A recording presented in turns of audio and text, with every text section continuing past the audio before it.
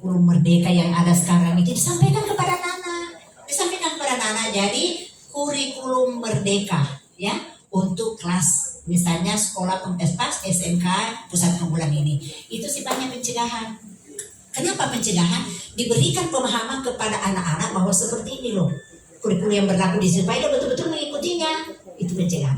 Pengentasan Ibu adalah ketika ada anak-anak yang punya problem, suka bolos lah, rendah prestasinya lah, suka mengekor suaranya lah, dan lain-lain sebagainya, adalah namanya pengentasan. Itu biasanya dilakukan melalui konseling Bapak Ibu ya. Kemudian ada namanya pengembangan. Pengembangan itu anak-anak yang sudah baik, yang very good itu, yang tidak ada masalah juga tetap didampingi supaya dia makin membaik dan tidak akan menurun. Itu adalah fungsinya. Nah sekarang mekanisme kerjanya Bapak Ibu, mekanisme kerjanya adalah ketika terjadi dalam kelas misalnya ada anak yang tidak antusias belajar, ada anak yang suka bolos pada guru-guru tertentu misalnya, itu ditangani dulu oleh yang bersangkutan, guru yang bersangkutan Bapak Ibu, tangani dulu ya. Kenapa sampai sering tidak datang? Kalau sudah beberapa kali dilakukan oleh guru tapi tidak ada perubahan, maka ada namanya referral. Kita kirim ke guru BK-nya. Oleh guru BK itu tidak langsung dikonseling Ibu, tapi cari datanya dulu kenapa sampai begitu. Karena yang nampak itu adalah namanya kompensasi adanya masalah, tapi bukan itu akar masalahnya. Nah, pakailah asesmen, ada namanya DCM, ada namanya AUM dan lain sebagainya, banyak instrumen itu, pakailah itu supaya kita tahu oh masalahnya ini ada seperti ini dan lakukanlah konseling. Itu pengentasan Bapak Ibu ya, seperti itu. Nah kemudian kalau misalnya bukan cuma menunggu dari alur dari guru, dari wali kelas, bukan, kita juga guru BK itu harus proaktif mencari, tapi alurnya dulu adalah ketika terjadi yang menangani adalah yang menemukan. Kalau misalnya wali kelas ya wali kelas, kalau misalnya pikir pada hari itu ya pikir, kalau misalnya kesiswanya kesiswaan. Beberapa kali tidak ada perubahan barulah kirim ke BK. Dia bekerja secara profesional tadi dengan mengumpulkan data. Jadi tidak semuanya langsung ke BK, langsungkan. Karena BK itu bukan adalah security Bapak Ibu, bukan security, bukan dia adalah penegak kedisiplinan, bukan dia, tapi dia mencari. Yang penegak kedisiplinan itu adalah kesiswaan. Nah, seperti telurnya yang pertanyaan tadi Bapak di belakang. Ya seperti itu gambarannya Bapak Ibu. Tapi tanpa kerjasama antara kita dengan guru BK tidak bisa juga jadi minum. Seperti itu Bapak Ibu. Sehingga teman-teman BK mari kita bekerja secara profesional. Bapak Ibu yang saya banggakan, pernah saya ceritakan sedikit di waktu saya kan di SMA 5, kemarin saya kasih tahu, saya 20 tahun di sana Ibu, selaku koordinator BK. Kemudian sesudah itu saya kan sudah pindah ke LPP sebagai pengeras suara. Setiap tahun di SMA Negeri 5 itu, pada hari ulang tahunnya, kegiatan ekstra yang ada, Kramnut, Pramuka, Pasti dan lain sebagainya itu, di hari ulang tahunnya itu dia dan mendatangi guru-gurunya yang dianggap paling berjasa dalam hidupnya. Waktu itu saya sudah di LPP, saya didatangi oleh beberapa anak. Terus dia bawakan apa? Ada yang membawa bingkai, panjangnya itu adalah 1 meter. Kemudian itu bingkai yang foto saya ya. Waktu itu foto saya sementara saya konseling. Anak itu gini ceritanya Bapak Ibu, dia adalah ketua Kramnut, remaja masjid SMA 5. Nah ini anak agak kurang bisa membagi waktunya. Sebagai ketua dia suka bolos-bolos. Akhirnya guru yang suka bolos kan marah, pasti kan gitu. Sudah dibawalah ke ruangan saya.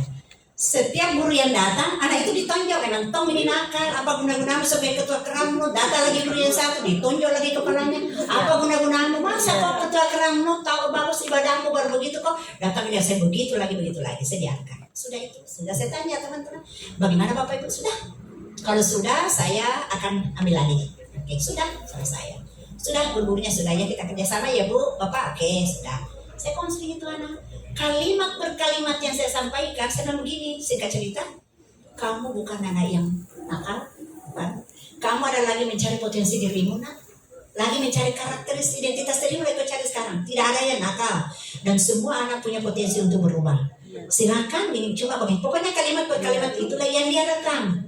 Dan itulah dibuatkan, karena anaknya adalah pintar melukis, waktu itu ya, masih kelas fisika A1 dia, fisika misalkan dia fisika.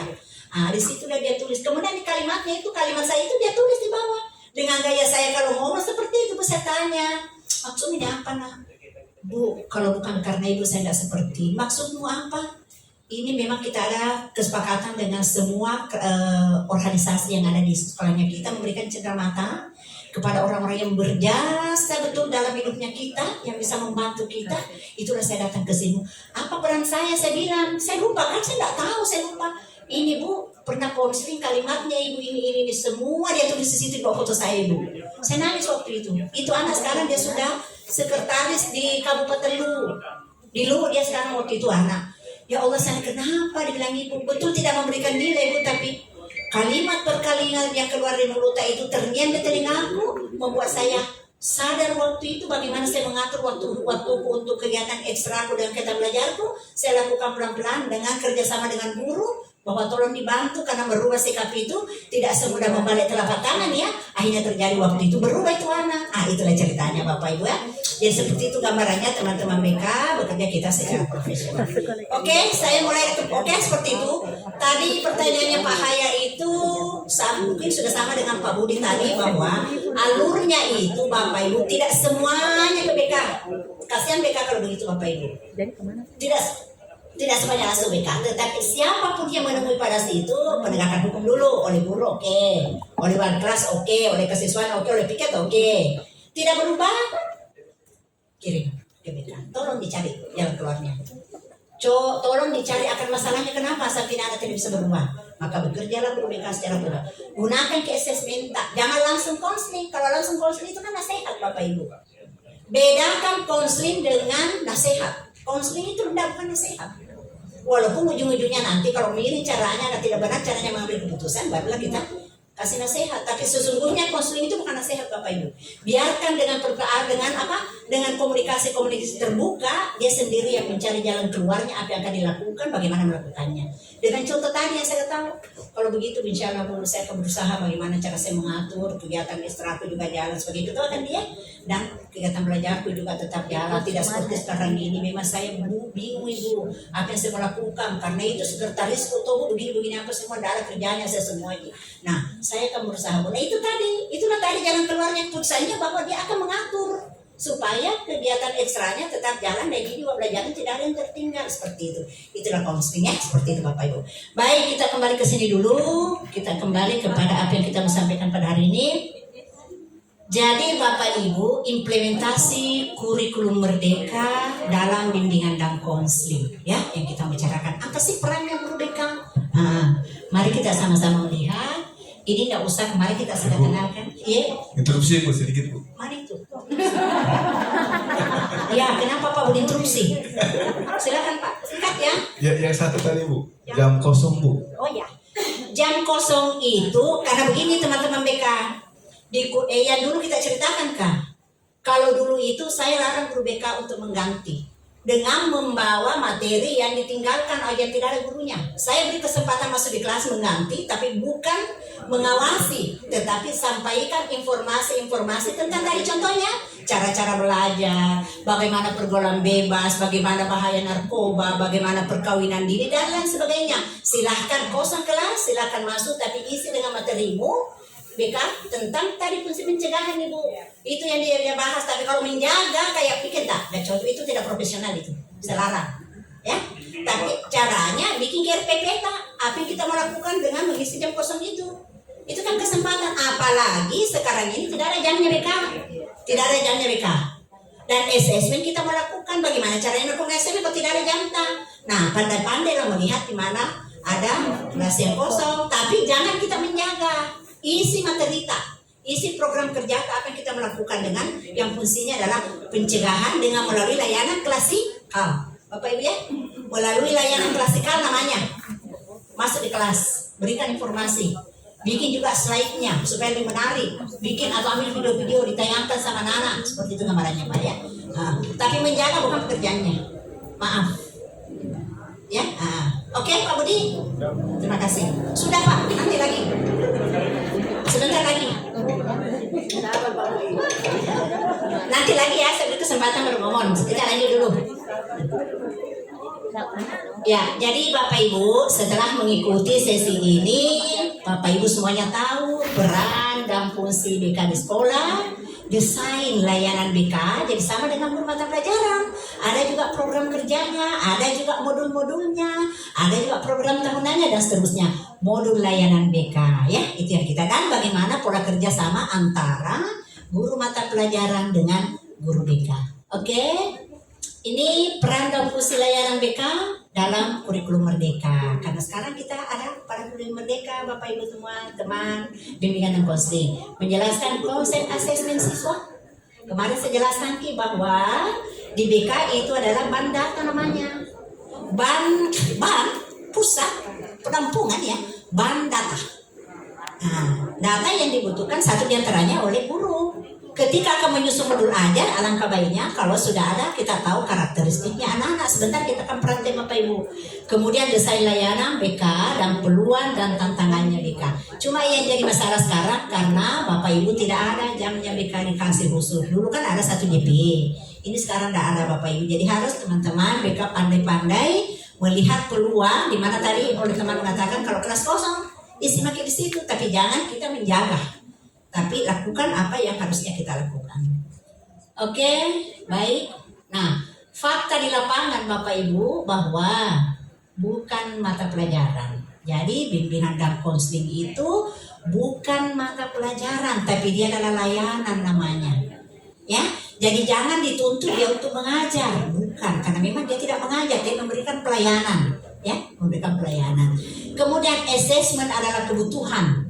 Jadi guru BK menyusun program BK berdasarkan assessment kebutuhan siswanya. Contohnya, di awal tahun ajaran baru, teman-teman memberikan AUM misalnya ya, formatnya saya sudah siapkan, rekapitulasinya saya sudah siapkan, sisa penerapannya mami nanti dari kita teman-teman BK ini. Dilakukanlah assessment menggunakan AUM. Di situ ada 11 aspek Bapak Ibu. Ada 11 aspek yang diungkap di situ dengan jumlah itemnya 225. Hasilnya itu dilihat kalau ada anak-anak yang tidak bisa mengikuti pelajaran. Agak sulit ke dia. Penyesuaian kurikulumnya lemah, cara-cara belajarnya lemah. Itu hasilnya boleh kita kasih kepada teman-teman guru sebagai dasar. Oh, dia melihat ada anak-anak yang gaya belajarnya kinestetik, suka goyang. Ada anak-anak yang gaya belajarnya jadi misalnya paham kalau dia mendengar. Ada anak-anak yang gaya belajarnya melihat baru dia bisa memahami. Nah, ketika di dalam kelas itu rata-rata misalnya dia misalnya kalau melihat, berarti mediata harus jelas. Karena kalau dia mendengar kan tidak bisa. Data itu diberikan kepada guru mata pelajaran, sehingga Bapak Ibu selaku guru mata pelajaran mendesain strategi pembelajaran dengan mengakomodasi semua kemampuannya daripada anak yang tadi Bapak Ibu. Seperti itu. Kemudian konseling. Jadi kalau konseling itu tapi kita pakai siswa lah ya. Kalau konseling itu betul-betul seperti kalau Bu Rasmi itu ya adalah saya kan kons Ibu. Jadi saya magister BK, kemudian kons artinya ada keahlian saya. Jadi saya bisa buka praktek gitu loh ya. Jadi anak yang datang pada saya itu adalah konseling namanya, atau anak itu namanya konseling. Kemudian ini ada layanan BK untuk semua ya Bapak Ibu. Kemudian ini capaian layanan akan mendukung, tolong diperhatikan Bapak Ibu, tolong diperhatikan ya.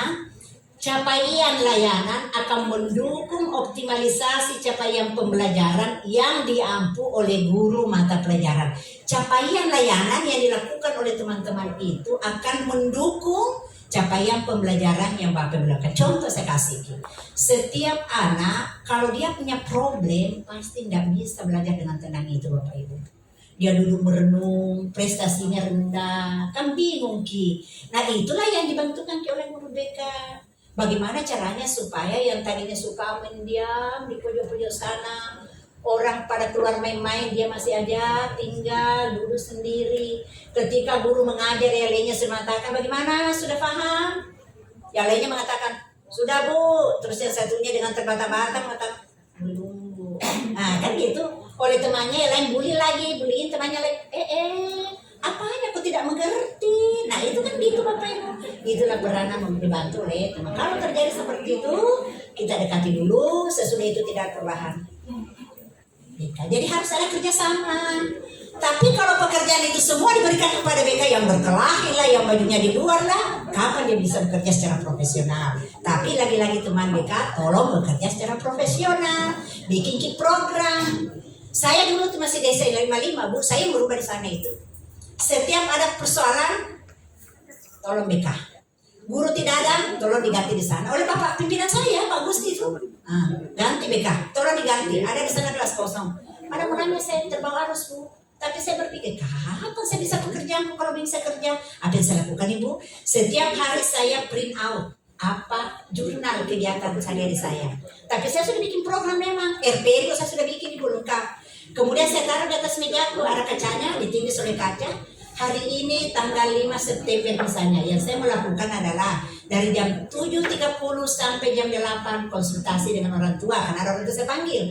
Jam sekian sampai jam sekian konseling dengan anak, ada anak-anak yang saya sudah janjian. Dari jam sekian sampai jam sekian analisis hasil asesmen. Jadi satu hari full itu full saya punya kegiatan, sehingga kalau datang apakah tiketnya, apakah kepala sekolah, saya katakan mohon maaf Pak, saya lagi menunggu anak-anak untuk konseling. Maaf Pak, saya lagi menunggu orang tua siswa datang konseling. Begitu.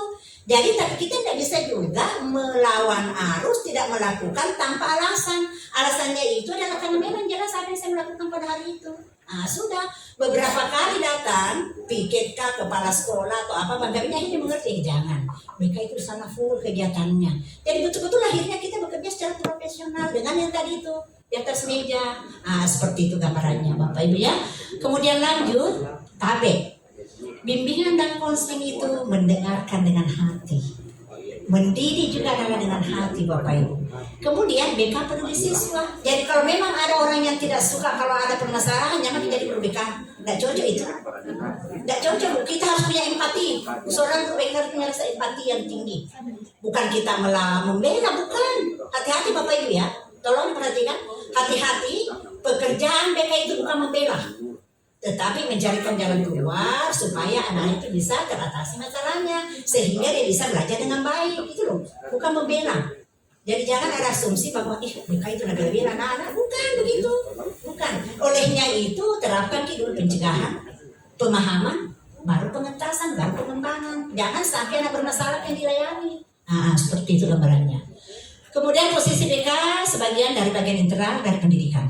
Jadi BK itu adalah bagian dari integral dari satuan pendidikan. Ketika satu lumpuh, sendi kita satu lumpuh, misalnya sakit ya, akan mempengaruhi yang lain karena dia adalah bagian integral dari satuan pendidikan. Kemudian mendukung semua proses belajar ya. Lepas dari problem, pasti anak enjoy belajar Bapak Ibu, ceria anaknya. Tapi kalau dia punya problem, mukanya kelihatan. Jadi kelihatan orang yang punya problem itu dengan yang tidak Ibu. Dari mukanya kelihatan. Ya, kalau tidak punya problem kan berseri-seri.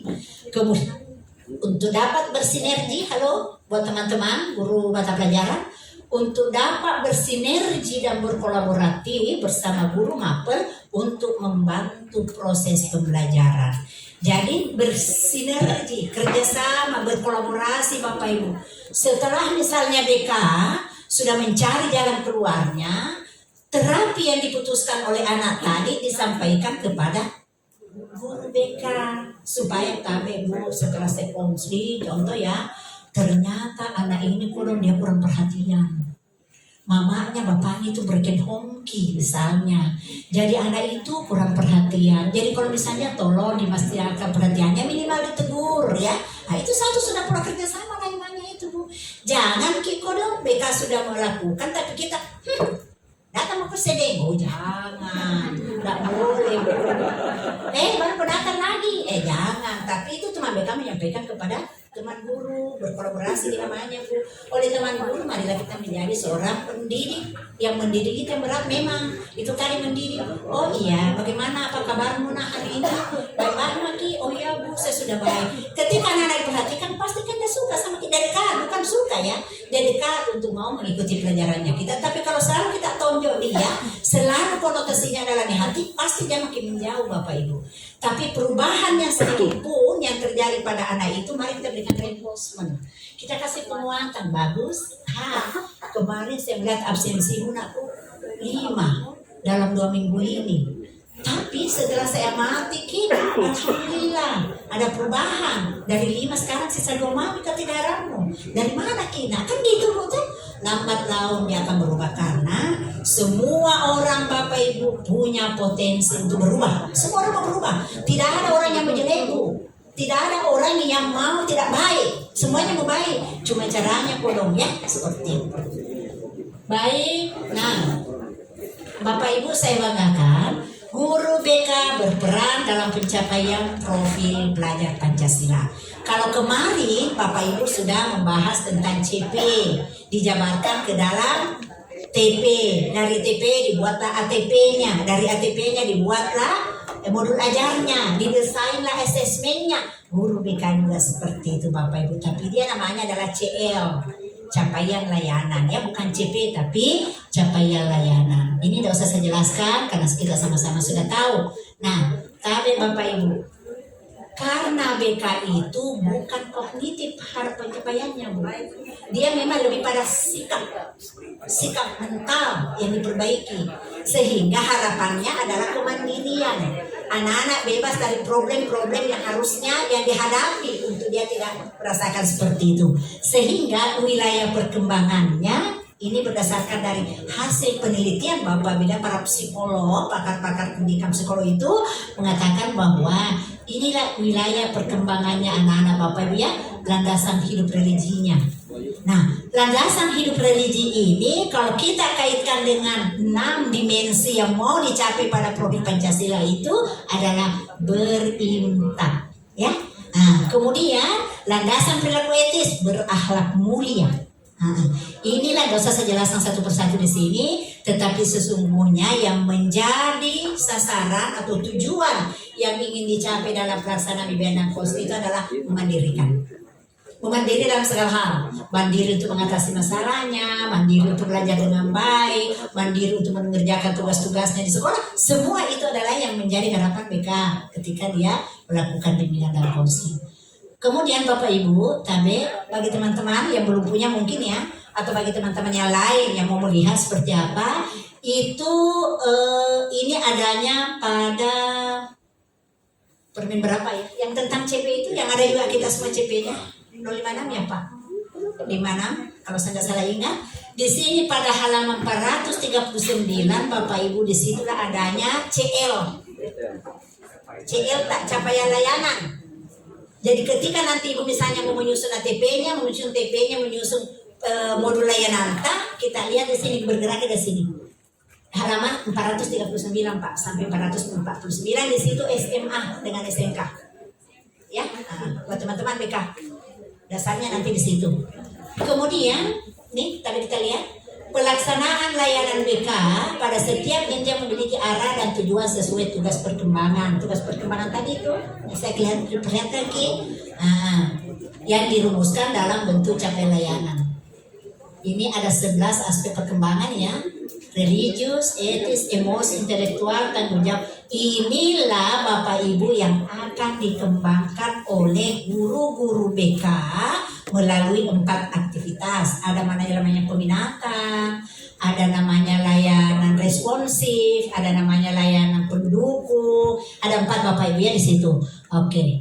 Melalui itu, jadi dia itu tidak mengajar. Ketika misalnya masuk di kelas memberikan layanan informasi yang fungsinya adalah pencegahan, tadi jelaskan Ki, kalau tidak ada gurunya itu fungsinya pencegahan, namanya layanan klasikal. Bapak Ibu ya masuk Maki dengan apa sebagai seorang guru BK yang profesional, dengan jangan Ki bungku-bungku tapi tegar Ki, cantik ya, prima kelihatan. Karena kalau seorang guru itu yang harus terima Bapak Ibu, saya salut Ki kalau kita cantik. Karena tidak mungkin kita mau lusuh di mukanya anak Bu. Karena yang dihadapi adalah benda hidup, bukan benda mati. Ya, bukan benda mati. Jadi tidak apa-apa kita melihat sedikit ya, supaya kelihatan tegar di mukanya anak. Karena kalau kesan pertama sudah loyo ke anak kan jadinya juga. Jadi harus tegar memang Bapak Ibu. Oke.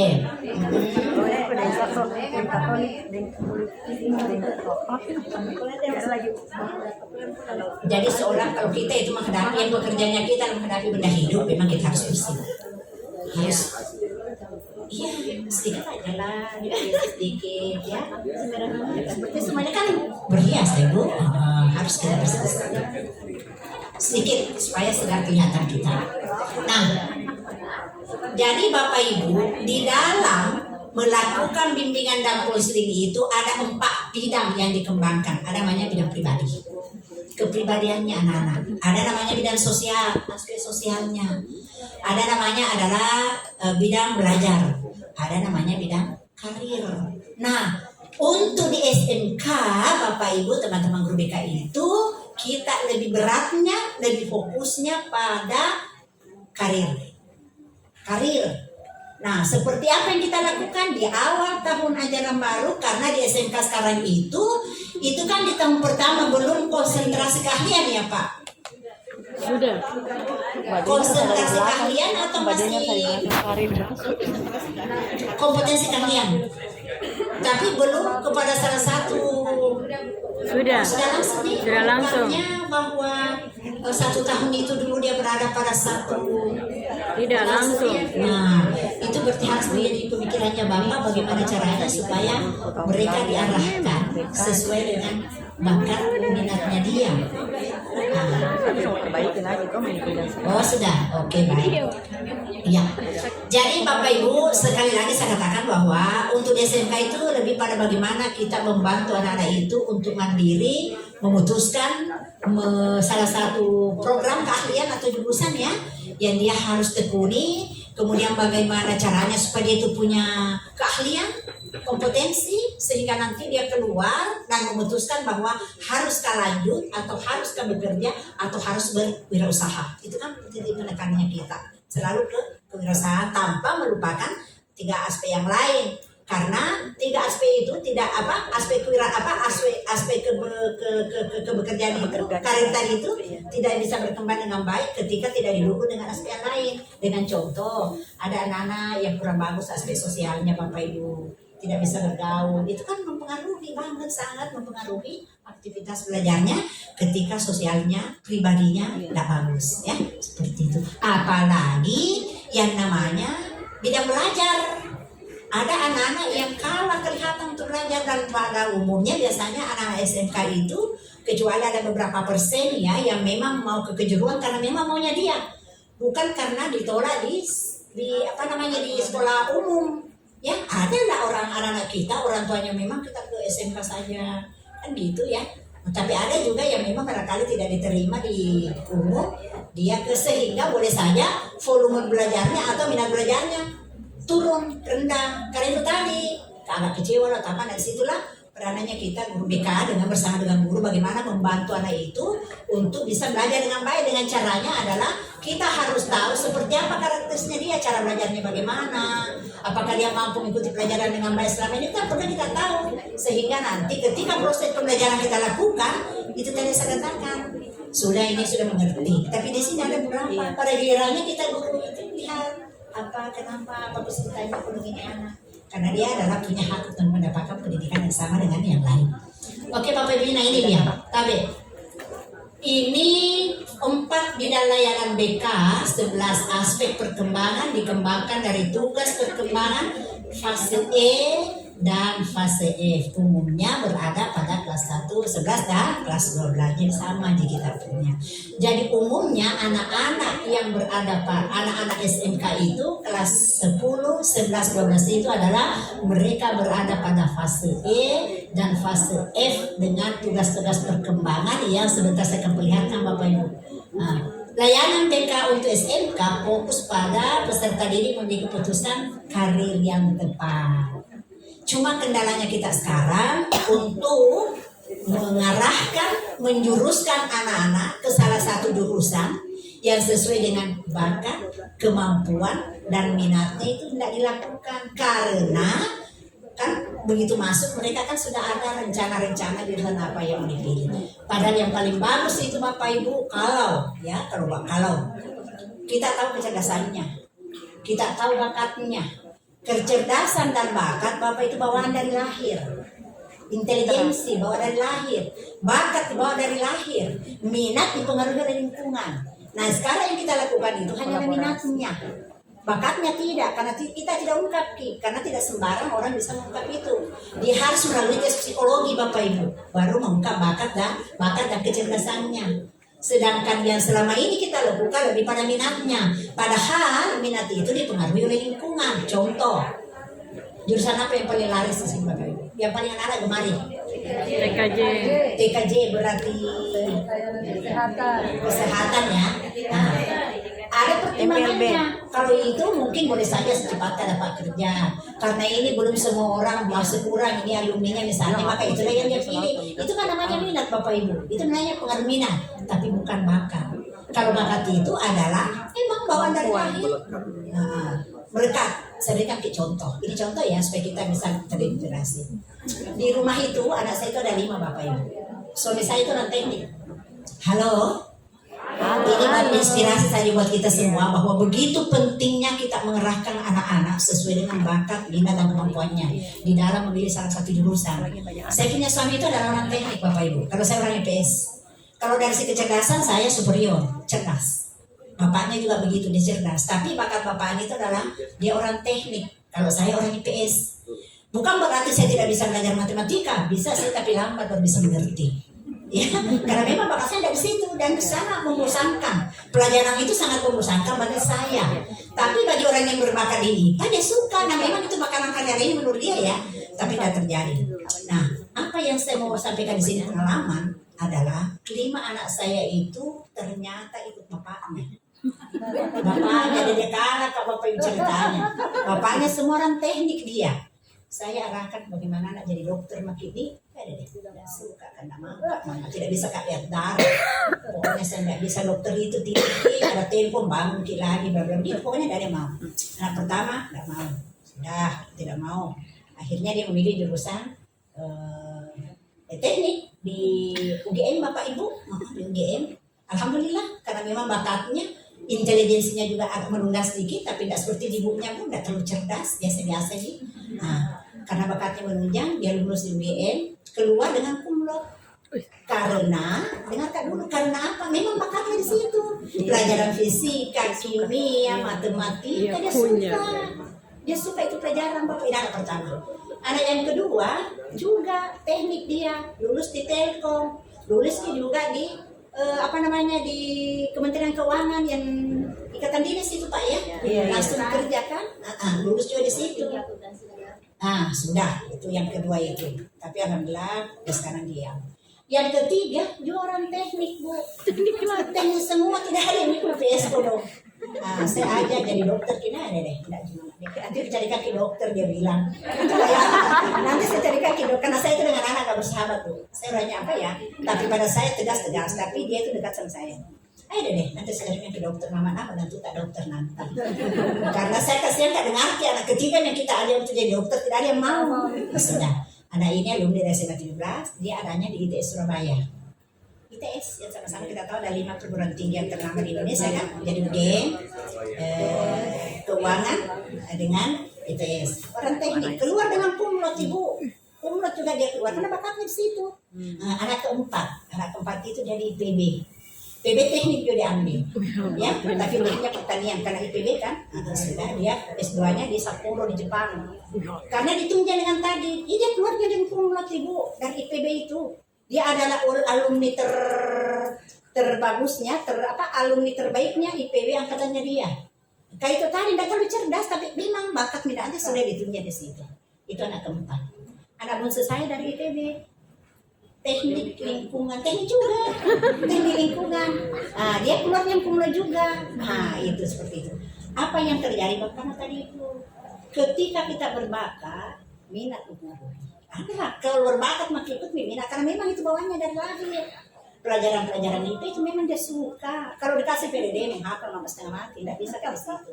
Nah, keluar dari sekolahnya itu, tidak ada yang kesana kemari bawa ijazahnya Bu. Semuanya langsung gol semua. Kan itu tadi. Karena memang ditunjang dengan yang tadi jadi begitu pentingnya yang namanya bakat minat. Jadi kita sebenarnya apalagi yang masih muda-muda, kalau ada nata, dia makin paksakan dibilang harus begini, jangan. Karena dialah yang akan menjalani, bukan kita Ibu. Saya silakan kalau memang seperti itu gambarannya Bapak Ibu ya. Nah, masalahnya kita di sini di kejuruan karena datang membawa langsung penjurusan sehingga tidak ada kesempatan oleh guru BK melakukan lebih mendalam. Kalau hanya wawancara saja, ya tapi itu kan dangkal sudah kata Ibu. Kalau memang kita tidak bisa melakukan tes psikologi misalnya seperti saya katakan tadi, Boleh angket, ada instrumen lain. Cuma karena waktunya kita mepet, sehingga yang kita lakukan paling wawancara atau angketnya itu pun tidak bisa kita langsung analisis dengan lebih jauh lagi. Jadi seperti itu gambarannya. Tapi saya bukan mengatakan semangat. Cuma waktunya kita itu, kita harus pandai-pandai kira-kira instrumen apa yang Bapak Ibu lakukan untuk menjaring minimal yang bisa kita jaring dari potensinya itu, tanpa dengan tes psikologi, karena tes psikologi itu kan mahal Ibu ya. Kebetulan Bu Rasmi itu punya lembaga untuk itu. Jadi saya sebenarnya punya lembaga Pak Mudasir, ini promo Kak. Siapa tahu kita mau tes Anata, dan di Arkasta itu Pak, saya tahu di Arkasta itu ada dananya untuk tes IQ. Ada. Nah, siapa tahu mau gitu. Jadi saya promosi ceritanya, saya punya lembaga. Kebetulan saya sendiri adalah saya punya keahlian untuk itu. Jadi untuk di Makassar itu SMA untuk penyurusannya saya tangani. Tapi memang biayanya agak mahal. Itu 150 per kepala Pak. Tapi kalau Pak Mudasir bisa keuntungan sedikit. Apalagi kalau jumlah siswanya banyak. Kalau jumlah siswanya banyak boleh. Ya itu kan biaya operasionalnya Bu. Jadi kalau misalnya 10 kelas di sini berarti 10 orang yang harus saya bawa. Itu biaya operasionalnya memang tinggi, karena saya nggak kasih kesempatan orang yang tidak biasa untuk menyampaikan informasinya, karena tidak sama kalau ulangan anak-anak. Ada etika yang harus dilakukan ketika kita akan tes anak-anak, karena ketika dia terlalu stres hasilnya tidak bagus. Jadi saya tidak sembarang juga menggunakan tenaganya orang. Seperti itu gambarannya Bapak Ibu ya. Kita lanjut. Itu salah satu contoh Bapak Ibu. Jadi orang tua itu jangan memaksakan kehendak untuk harus kau begini, jangan. Kita berikan saja tentunya daya dorongan. Dengan contoh yang tadi saya kaitkan, mudah-mudahan dia bisa mendapat inspirasi ya. Jadi alhamdulillah mereka itu sudah pada mandiri. Ini yang di PU itu Bu dengan umur 36 tahun Pak. Dia sudah kepala bidang di PU di Sulawesi Barat. Balai